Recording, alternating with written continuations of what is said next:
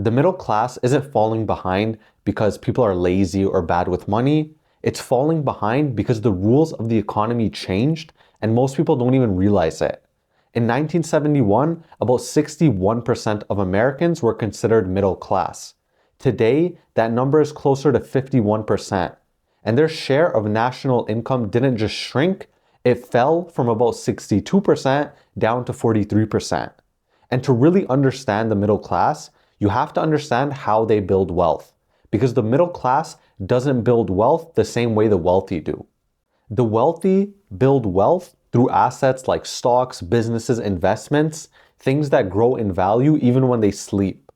But the middle class builds wealth mainly through one thing, a home. For most middle class families, a home isn't just where they live, it's their entire wealth strategy. It's their retirement plan, it's their safety net. So the question is, what happens when homes become unaffordable? Between 1985 and 2022, the median home price in the US increased by about 423%. Over that same period, median household income rose about 216%. In other words, home values grew almost twice as fast as income. And it wasn't always like this. In 1985, a home cost roughly 3.5 times the average annual salary. Today, it costs nearly 6 times more. The single biggest wealth building tool the middle class has ever had just moved out of reach for most people. Now, the part that makes this so frustrating is people feel like they're doing everything right. They went to school, they got a degree, they got a job, and they're saving what they can, but every single year, they still feel like they're falling behind. And the truth is, the reason most people are falling behind is because the rules they were given no longer apply. The system they were told to follow was designed for a different economy. Most people were told to get a degree, get a job, buy a house, and save money. That was the playbook for 1975, and it worked. But today, in 2026, that exact playbook is actively working against you. And it's not just housing that's the issue. The middle class is being squeezed from every direction all at the same time. If you look at education, between 1980 and 2019, college costs increased by about 169%. Over that same period, average income rose only 53%. So the price of entry into the middle class has effectively tripled relative to what the middle class actually earns. Student loan debt is now about $1.8 trillion. An economist at the Federal Reserve found that by age 40, wealth accumulation can be up to 7 times higher for people without student loans. 7 times. That's not a small gap. That's generational. And since 1990, even childcare costs have more than tripled. They've outpaced wages, groceries, and even housing. Middle-class families now spend an average of about 14% of their income on childcare, roughly twice the affordability standard. And every year, an estimated 446,000 middle-class families are pushed into lower income brackets purely because of childcare costs. And don't even get me started on healthcare. Out-of-pocket healthcare expenses rose about 86% between 1995 and 2016. That's far faster than inflation, far faster than wages, so picture what's actually happening.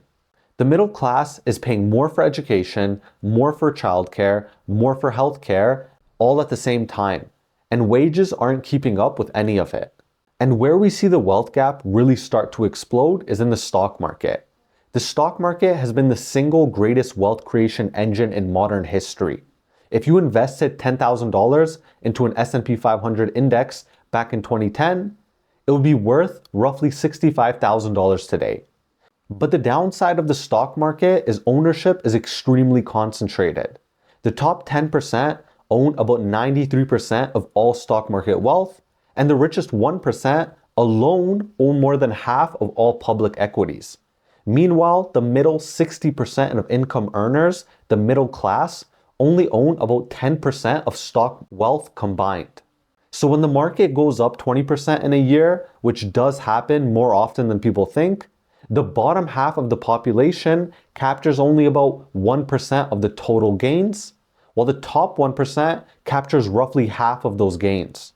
So the stock market is making people rich, just not the people who need it the most. And the reason is simple. The middle class usually don't have money left over to invest or even the knowledge that it's something important to do. Whereas the wealthy, they don't have this problem. They already own the assets. So every time the stock market goes up, the gap widens automatically without anyone having to do anything at all.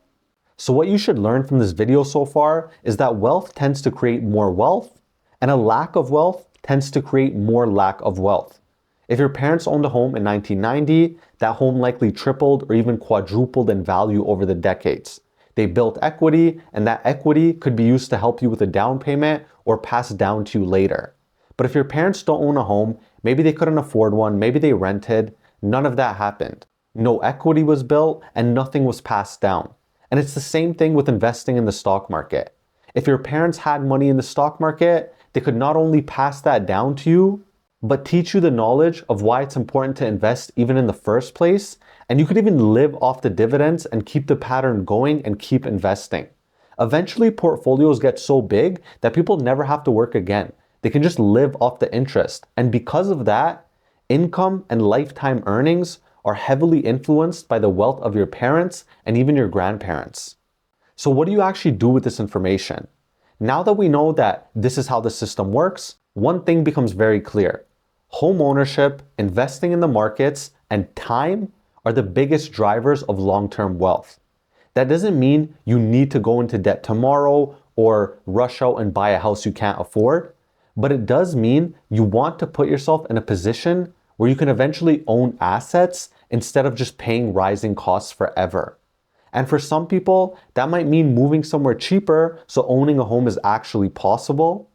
And for others, it might mean starting small in the stock market, even something as simple as $50 a month into an S&P 500 index fund. That might not feel like much, but over time it adds up, and more importantly, it builds the habit of ownership. Because in a system where money loses value over time and assets tend to gain value, the people who do the best aren't the ones who perfectly time the market. They're the ones who consistently own a piece of it and stay in as long as possible. This isn't about trying to gamble to get rich tomorrow. It's about taking steps to guarantee we build long-term wealth.